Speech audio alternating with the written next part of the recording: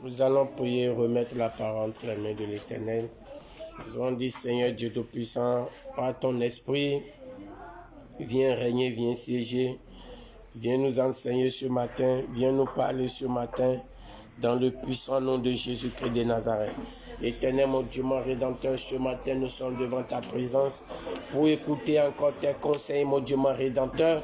Ouvre nos entendements, Éternel des armées, et que, mon Dieu, mon Rédempteur, ton esprit puisse planer sur cette parole, et que ton esprit opère à travers cette parole, mon Dieu, mon Rédempteur. Éternel Dieu, nous nous soumettons à ton autorité. Esprit de Dieu, viens régner. Merci, Papa, dans le puissant nom de Jésus-Christ de Nazareth. Amen. Amen. Nous allons lire dans le livre de Corinthiens, 2 Corinthiens, chapitre 13, verset 5. 2 Corinthiens, chapitre 13, verset 5. Je lis au nom puissant de Jésus-Christ. Amen. Examinez-vous vous-même pour savoir si vous êtes dans la foi. Éprouvez-vous vous-même. Ne reconnaissez-vous pas que Jésus-Christ est en vous, à moins peut-être que vous ne soyez réprouvés. Amen. Amen. Père, bénis ta parole au nom de Jésus-Christ de Nazareth. Amen. Le thème de ce message est intitulé « Fais le bilan de ta marche de 2023 ». Fais le bilan de ta marche de 2023.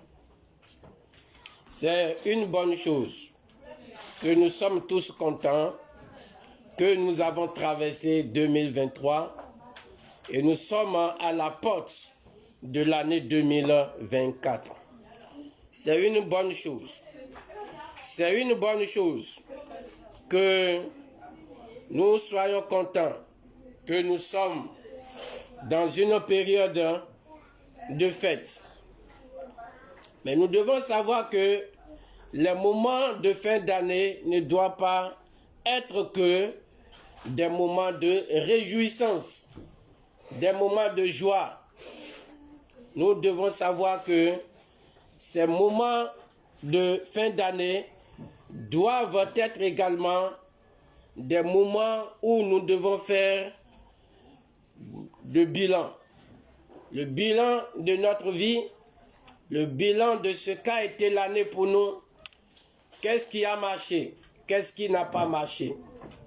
C'est très important. Et le passage que nous venons de lire nous dit de nous examiner nous-mêmes pour voir si nous sommes encore dans la foi. Ce passage est en train de nous ressortir la notion de bilan. Faire le point de ce qui a marché, ce qui n'a pas marché. Faire le point par rapport à notre marche dans la foi, à notre marche chrétienne. Ce passage est en train d'évoquer cela.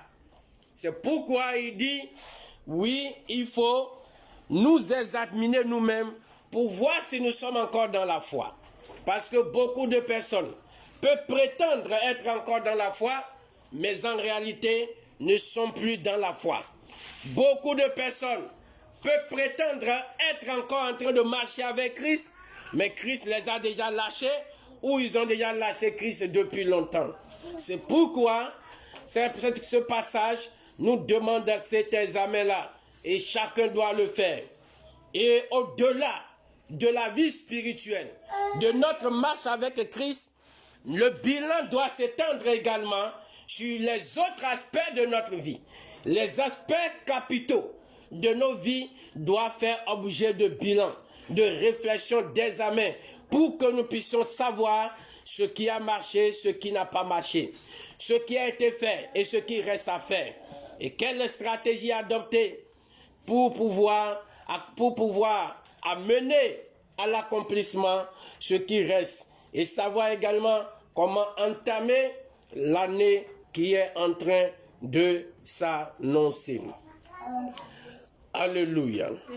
Donc, nous devons savoir simplement que le bilan personnel est très capital. Faire le bilan personnel pour sa vie, c'est capital. c'est vraiment capital pour celui qui veut aller loin. Tout individu qui veut aller loin, qui veut progresser, qui veut faire de grandes choses, cette personne doit apprendre à faire le bilan, doit apprendre à s'arrêter. Amen. Amen. Maintenant, quels sont les domaines dans lesquels nous devons faire ce bilan? En fin d'année comme ça, quels sont les domaines? Ce n'est pas forcément tous les domaines, mais comme je l'ai dit, il y a des aspects capitaux de nos vies que nous devons passer en revue pour voir, nous asseoir, réfléchir, pour voir ce qui a marché, ce qui n'a pas marché. Nous devons faire le bilan dans différents domaines de nos vies. Et le premier domaine dans lequel nous devons faire notre bilan est le domaine spirituel. Nous devons faire le bilan dans le domaine spirituel. Le bilan tel que le passage que nous venons de lire est en train de nous faire comprendre, nous devons faire notre bilan spirituel. Le bilan spirituel de notre vie. Et là, dans le domaine spirituel, nous devons faire le point à la lumière de la parole de Dieu. Nous devons faire le point à la lumière de la parole de Dieu pour voir si la manière dont j'ai adoré Dieu dans l'année 2023, est-ce que cette manière d'adorer Dieu peut permettre que je puisse entrer dans le royaume des cieux? Si je continue avec cette marche-là, cette manière de servir Dieu, cette manière de suivre Dieu, si je continue avec cette manière, est-ce que j'ai l'assurance? La parole de Dieu me rassure que lorsque la trompette va sonner, je serai enlevé.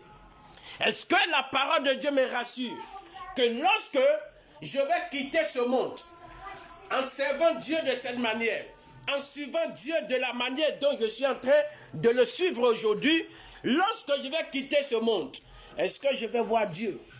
C'est le premier bilan que nous devons faire. Beaucoup de chrétiens marchent comme, entre griffes des moutons. Il y a des chrétiens qui marchent comme des moutons. Ce n'est pas de l'injure, mais je dis entre griffes. C'est une comparaison. Ils évoluent simplement, ils évoluent seulement. Nous sommes en Jésus, nous sommes en Christ. Et on évolue, on est dans la masse, on est dans la foule en train d'évoluer. Non. Ce n'est pas comme ça la marche spirituelle. On ne connaît pas la gauche, on ne connaît pas la droite. On évolue simplement. Non, ce n'est pas ça la vie chrétienne. Nous devons faire le bilan à la lumière de la parole de Dieu pour voir ma manière de vivre la vie chrétienne. Est-ce que cette manière de vivre peut me permettre d'entrer dans le royaume des cieux? Parce que c'est le but ultime pour lequel nous avons donné notre vie à Jésus-Christ de Nazareth. Également sur le plan spirituel, nous devons faire le point pour voir ce que je perds dans le domaine spirituel ou bien ce que je perds dans le monde physique. Chaque fois que je choisis de désobéir à la parole de Dieu, chaque fois que je choisis de désobéir à la parole de Dieu, qu'est-ce que je perds sur le plan spirituel? Qu'est-ce que je perds sur le plan physique? Ça doit faire l'objet de mes réflexions. Lorsque je décide de pratiquer le péché là que j'aime tellement, mon péché préféré, lorsque je m'abandonne à ce péché, qu'est-ce que je gagne dedans? Qu'est-ce que je perds dedans? Je dois parvenir à faire ce bilan-là. Je dois parvenir à faire ce bilan. C'est le bilan qui va me permettre de continuer ou bien de m'arrêter. Un bon bilan permet de s'arrêter ou bien de continuer. C'est indispensable. Il y a des gens, ils ne font jamais le point. Et chaque fois qu'ils s'engagent sur le chemin du péché, il y a quelque chose qui bloque dans leur vie. il y a quelque chose qui se gâte dans leur vie. Mais ils ne se sont jamais arrêtés pour faire le point, pour réfléchir. Mais chaque fois que je désobéis, chaque fois que je commets tel péché, il y a telle chose qui arrive. Il y a toujours un événement malheureux qui m'arrive. Il y a tel blocage qui arrive dans ma vie. Il ne s'arrête jamais pour faire le point. Nous devons faire ces points-là pour pouvoir comprendre ce que nous sommes en train de perdre ou ce que nous sommes en train de gagner avec la désobéissance, avec le péché. Nous devons faire le point. Et je suis certain que ce bilan, si c'est le péché dans lequel nous investissons, le bilan ne peut jamais être favorable. Nous sortons toujours perdants. Sans nous en rendre compte, nous sortons toujours perdants. C'est le bilan qui va nous permettre de dire maintenant, il faut que je m'arrête. Là où je suis arrivé, il faut que je m'arrête maintenant. Je cesse de mener cette double vie. Je cesse de me comporter de telle et telle manière. C'est le bilan qui va me permettre de dire cela. C'est le bilan qui va me permettre de dire la manière dont j'ai adoré Dieu dans l'année 2023. Mais j'ai toujours adoré Dieu. Vraiment à la lumière de la parole de Dieu. Je ne peux pas voir le ciel.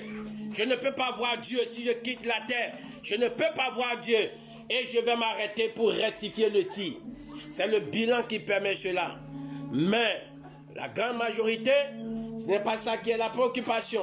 Il faut manger, il faut sauter, il faut jacasser, il faut rire, il faut danser. Parce qu'on a vu une nouvelle année.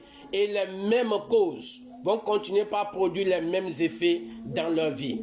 Que cela ne soit pas ta portion en 2024 dans le nom de Jésus.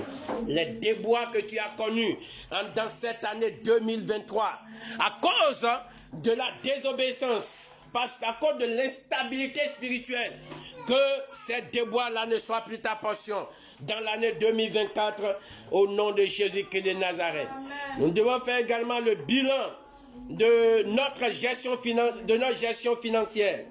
Notre gestion financière, nous devons faire le bilan. Quelqu'un qui veut progresser doit faire le bilan de sa gestion financière. Je dois voir les domaines dans lesquels j'ai investi mon argent. Les choses dans lesquelles j'ai investi mon argent en 2023.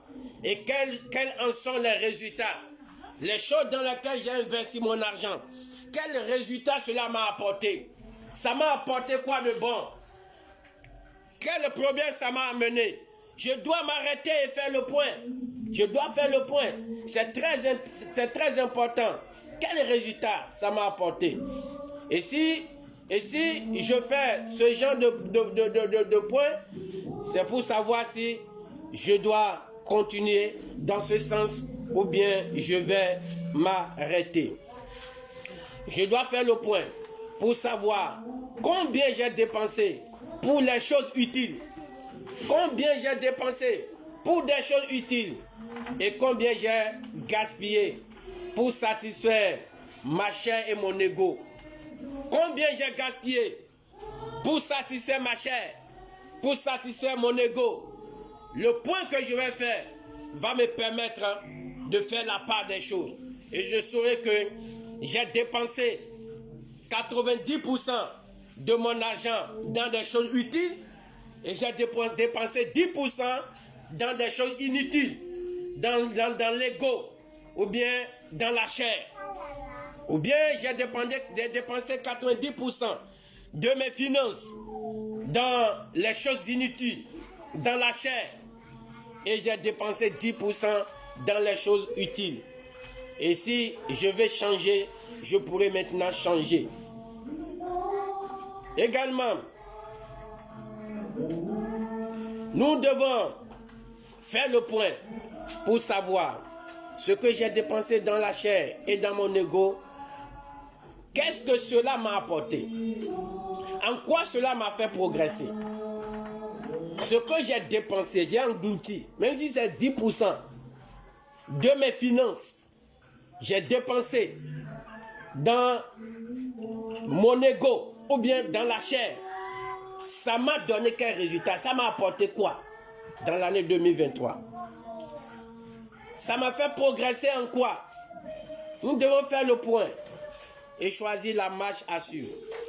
Et si nous sommes en train de parler de chair, on est en train de parler d'ego, il s'agit simplement des investissements excessifs dans certains domaines comme dans l'alcool.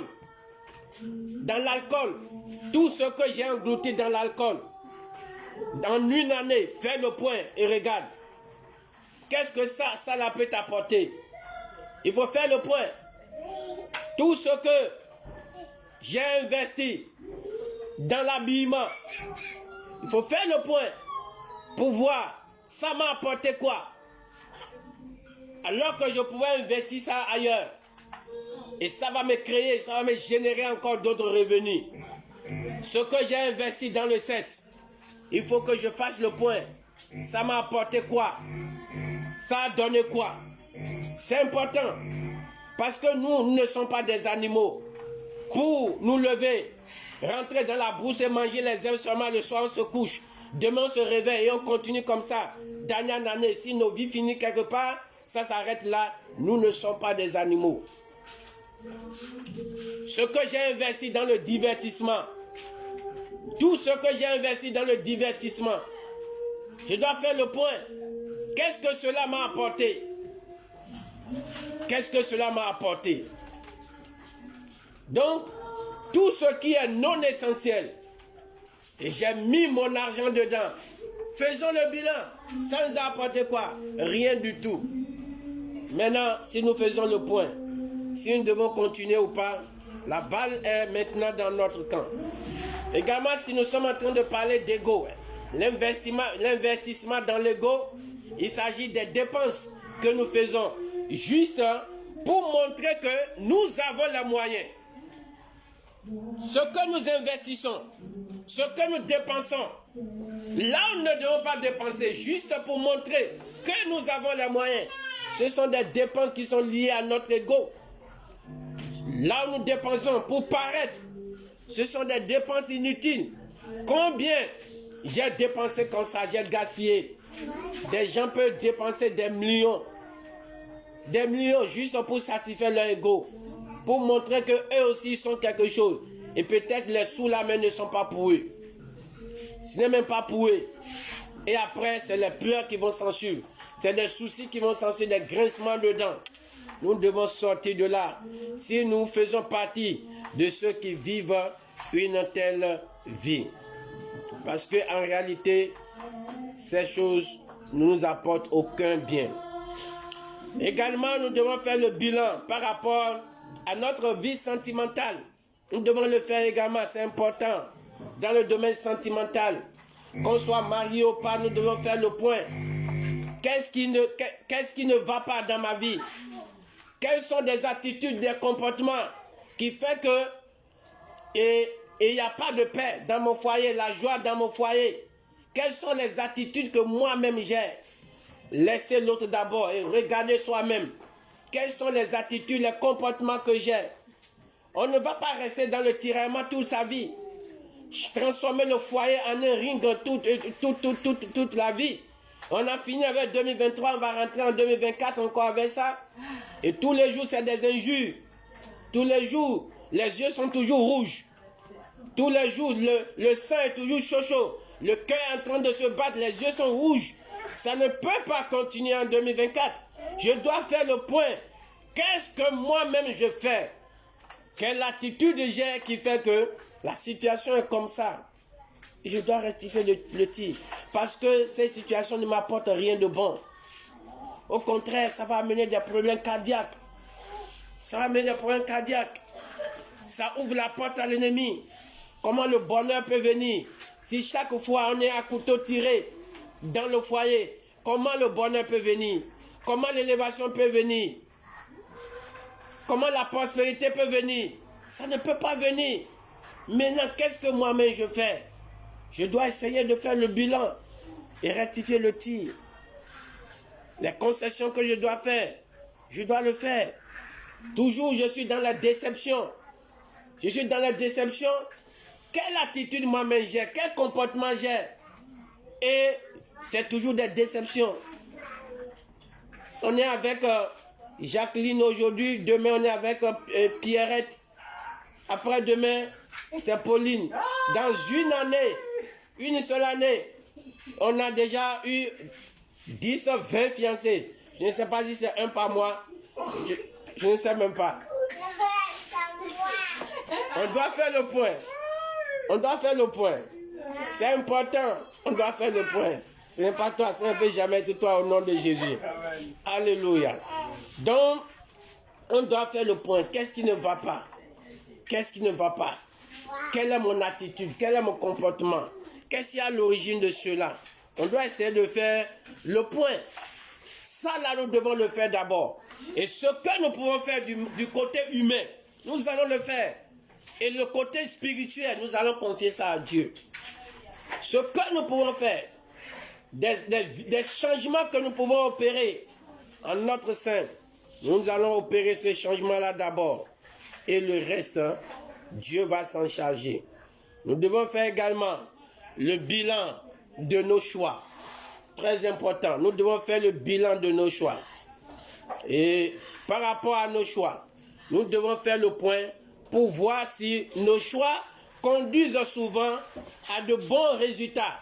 Les choix que nous faisons depuis 10 ans, les choix que nous faisons depuis 3 ans, depuis 2 ans, est-ce que ces choix-là conduisent à de bons résultats?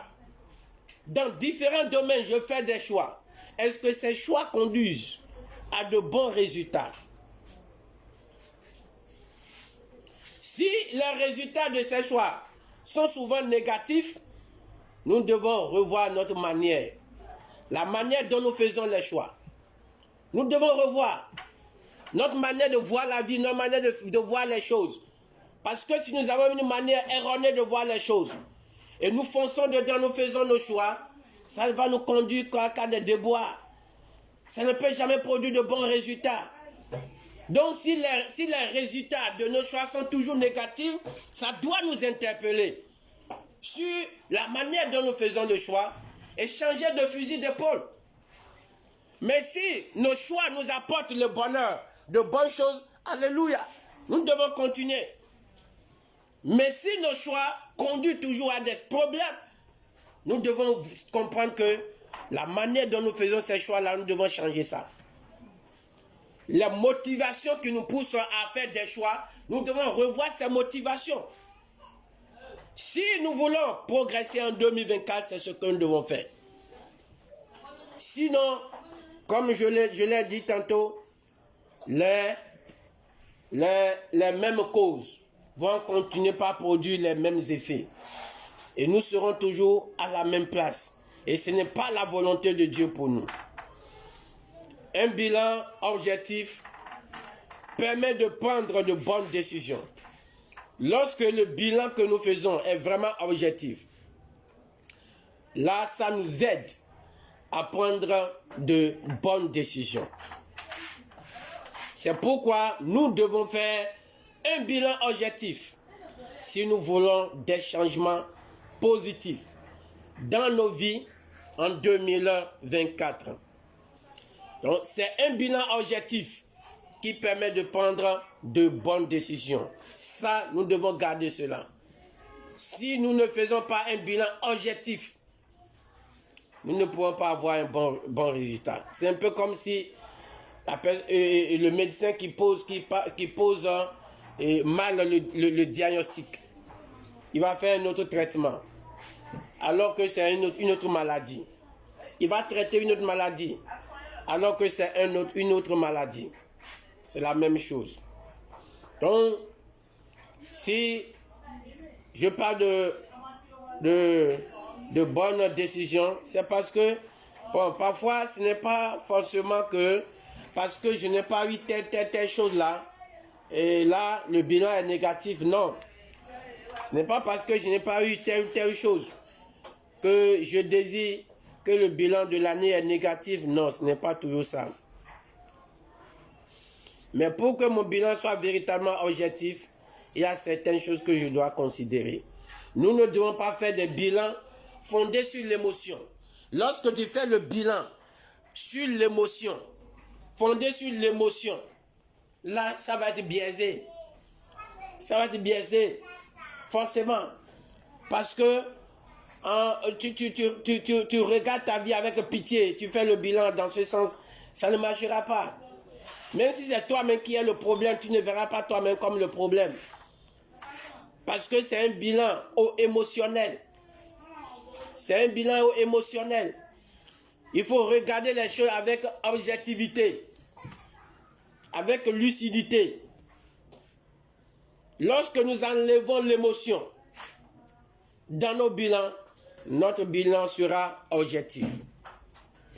Nous ne devons pas faire également un bilan fondé sur ce que les gens veulent que nous soyons. Ce que les gens veulent que nous soyons. Si nous faisons le point par rapport à ça, mais nous allons voir forcément que le bilan est négatif.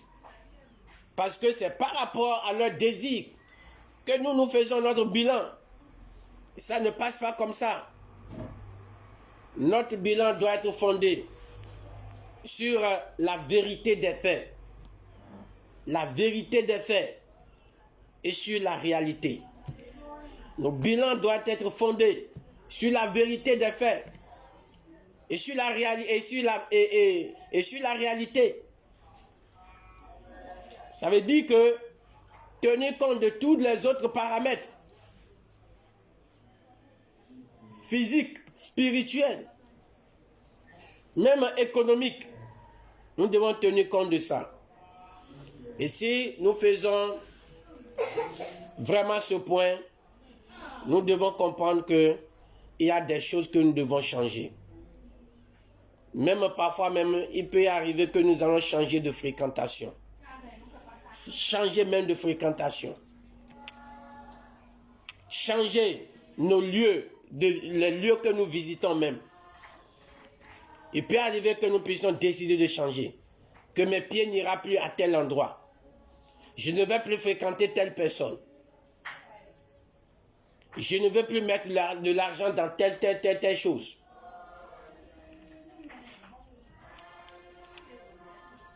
Que l'Éternel Dieu nous aide.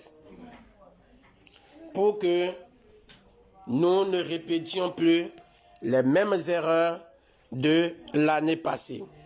Ce qui s'est passé l'année passée, à cause de nos erreurs, à cause de certaines choses que nous devons changer, que nous n'avons pas changé.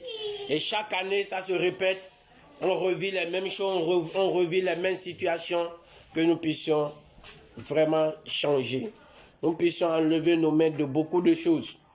Que nous puissions prendre des décisions éclairées par rapport à nos vies, dans le puissant nom de Jésus-Christ de Nazareth. Nous allons élever nos voix pour dire Seigneur Jésus. Ce matin, j'ai écouté ta parole. Dieu des dieux, éclaire-moi davantage. Les points sur lesquels je dois faire vraiment le bilan de ma vie. Et le changement va suivre. Et ça va m'apporter le bonheur en 2024. Éternel, éclaire-moi dessus, papa. Oriente-moi, Père, ton facin. Dans le nom de Jésus-Christ de Nazareth. Éternel, mon Dieu, mon Rédempteur, ce matin, nous te prions, Père, ton facin. Et nous avons écouté ta parole. Éclaire-nous davantage, Seigneur Dieu puissant, sur les points sur lesquels nous devons agir. Mon Dieu, mon Rédempteur, les domaines sur lesquels, papa, nous devons focaliser notre attention et faire le bilan à fond, Seigneur Dieu Tout-Puissant. Éternel, ouvre nos yeux dessus, papa. Illumine-nous, mon Dieu, mon Rédempteur, pour que, Éternel des armées, l'année 2024, nous ne répétions plus les mêmes erreurs, Père Toi-Facin, dans le puissant nom de Jésus-Christ de Nazareth. Que des changements puissent opérer dans nos vies et dans différents domaines de nos vies, papa, dans le puissant nom de Jésus-Christ de Nazareth. Éternel des armées, nous te disons merci. Béni soit ton nom, papa, au nom de Jésus-Christ de Nazareth. Amen. Éternel, mon Dieu, nous te disons merci. Merci pour ta parole. Merci pour ton intervention. Dieu Tout-Puissant, oriente chacun de nous, Seigneur, dans les bilans que nous allons faire en cette fin d'année, Père Toi-Facin. Et que, mon Dieu, mon Rédempteur, les décisions à prendre soient inspirées de toi, Seigneur Dieu, dans le puissant nom de Jésus-Christ de Nazareth. Tout ce qui relève du spirituel, qui ne dépend pas de nous, qui ne dépend pas de chacun de nous. Éternel Dieu, que ta main puissante puisse les prendre en charge. Que toi-même tu puisses en occuper, mon Dieu, mon Rédempteur, dans le puissant nom de Jésus-Christ de Nazareth. Merci Seigneur, au nom de Jésus-Christ de Nazareth. Amen.